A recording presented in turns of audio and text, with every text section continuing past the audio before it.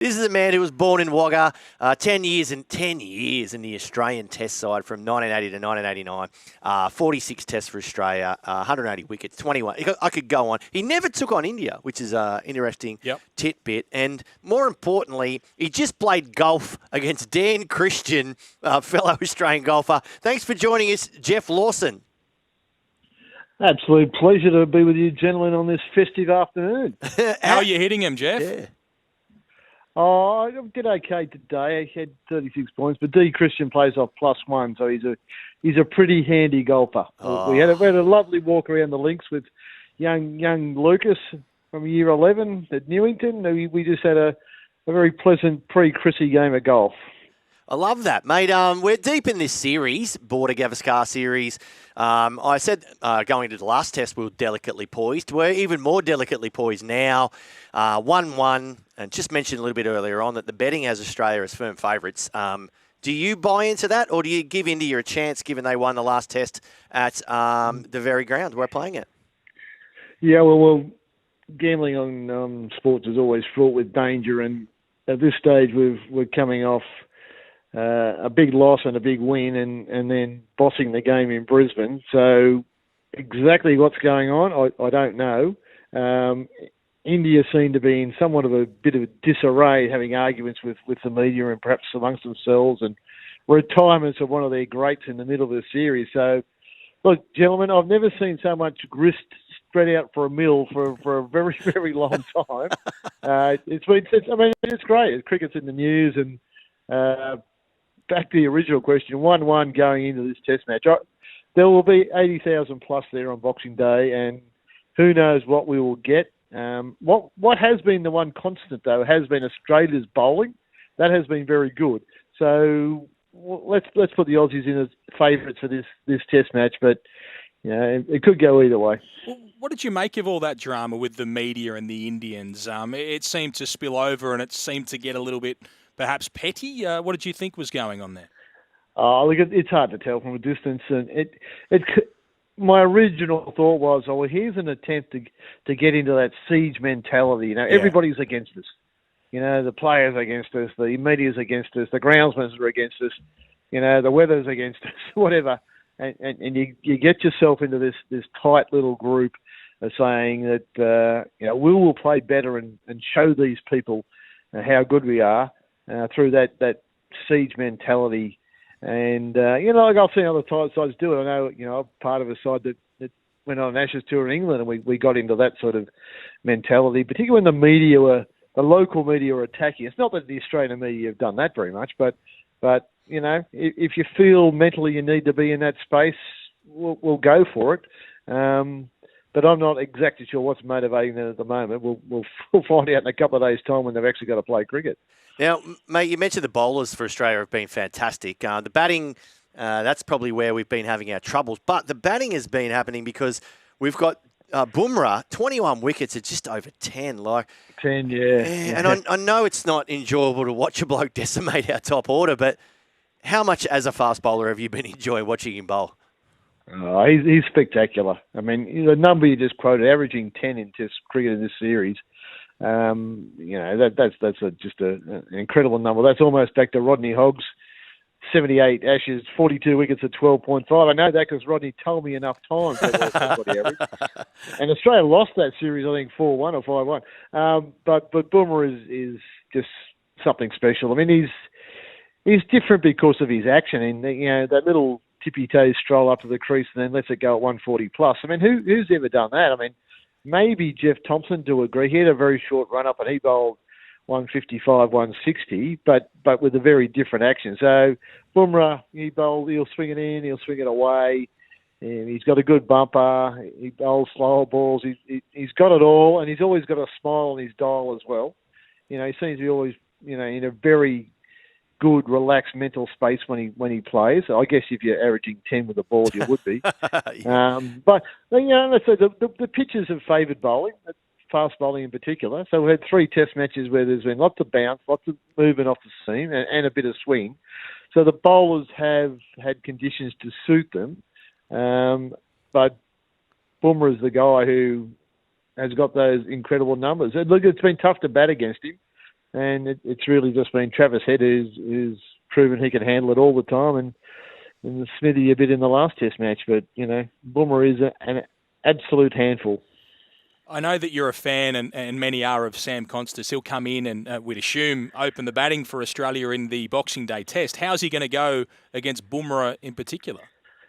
Oh, well, that's a great question. I mean, Sam's never quite played against that sort of quality, and Bumrah's getting out everybody else in world cricket. So, yeah, look, that's an examination of the young man. And whether he succeeds or fails right now is not all that important for Australian cricket.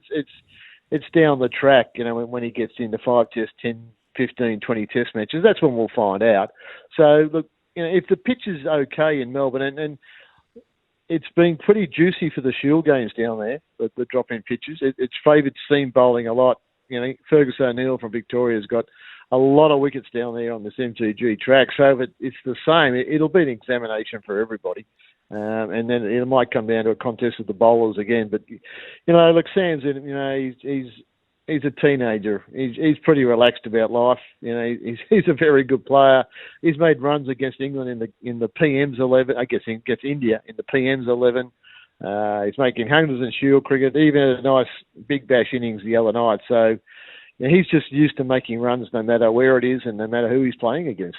Mate, there's an article in the Sydney Morning Herald, and it's written by you, and it says, the moment I knew Sam was ready to play Test cricket. When exactly was that moment? Well, that was the culmination. I mean, people have been asking all summer, what this Konstas guy, when's he ready? I said, well, he will eventually play Test cricket. It's just a matter of when. But when I saw that New South Wales played WA 2 weeks ago, it was the last Shield game before the Bash started. And it was on a pretty bowler-friendly SCG pitch.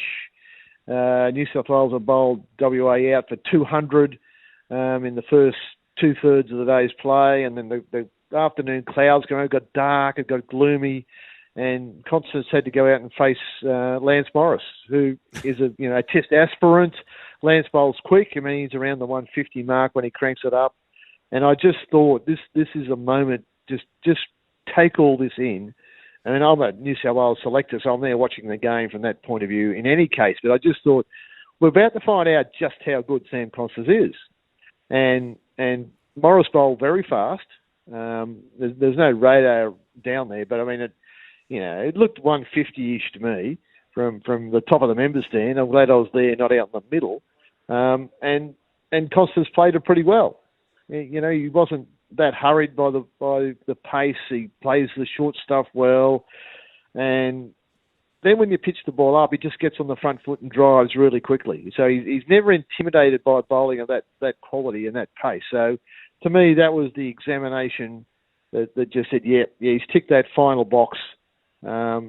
He's got through that as well as anybody would, any opener in world cricket. So I thought, yep, if there were any doubts about him playing right now, they are over in my mind, and put him in the next Test match, and that may well happen in a couple of days' time. Yeah, we're all excited if that is the case, and we see Konstas, a youngster, come into the Test squad like this. But do you think after 3 Tests it should have been Nathan McSweeney who made way for him? Should he have got the flick so quickly?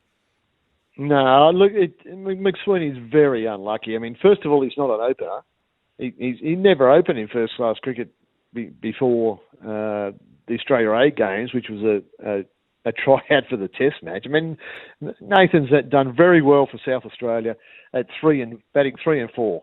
And he's a good player, and I think he's a long-term Test player, but in the middle order. So to throw him up the top was a pretty tough ask, and then just give him 6 innings on pitches that have favoured bowling against someone like Bumrah and move him on rather than give him more opportunities. You could have brought Konstas in to open and move McSweeney down the order. So, yeah, pretty rough on Nathan McSweeney, I think, but he will be back because he's a quality player. Now, Scotty Boland coming back into the team, Geoff. We've seen him take his opportunity and grab it by the horns every time he gets the call up, and it's fantastic to see, given there are very few opportunities these days with the fast bowling cartel being so great.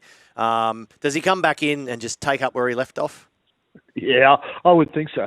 I mean, it's just great watching Scott Boland bowl. I mean, he runs.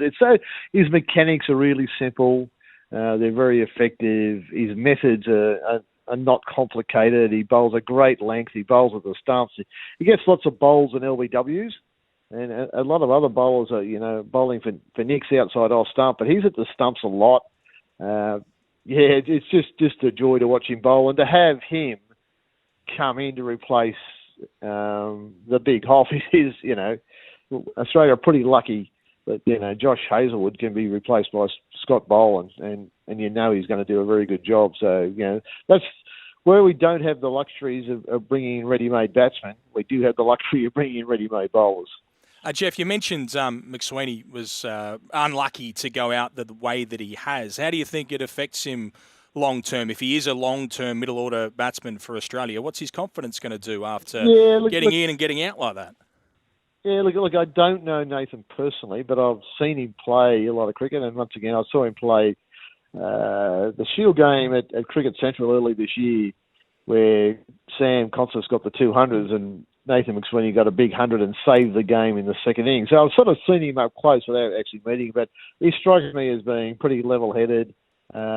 He's a very disciplined cricketer, and I would suggest he's disciplined in his life. So he said a few things after the being dropped, and it was all positive about getting back in, and he's got in the big bash side the other night and made a winning score. So look, I think he's quite a mature young man, and I think he'll handle it well, and he'll be ready to come back. He'll just keep making some runs and put the pressure back on selectors to pick him. And they even mic'd him up in the Big Bash, and he was so mature about it. That's got to be a very good sign for where his head's at.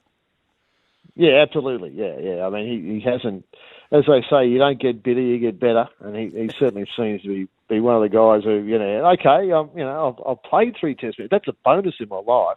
Everything is a bonus after that. Okay, well, here I'm here at the game. We've got to play Big Bash tonight, so I'll do that. That's my job tonight, and when the bash is over, I'll be back playing for South Australia, and I'll make some runs. And so he just takes it, a game at a time, and really that's all you can do.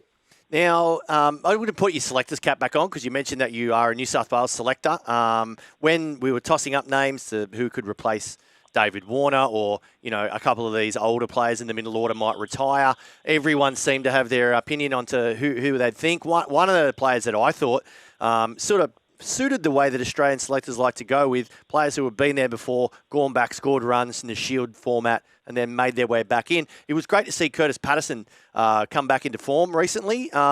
You would know him well. Do you think if there's an opportunity down the track for him to play more Test cricket? At the moment, KP is back in the form that got him into Test cricket. At the start of last year, he had a bit of a bad run, and he was dropped for the New South Wales team, and that wasn't done lightly because we know he's a quality player. He's a quality human being as well.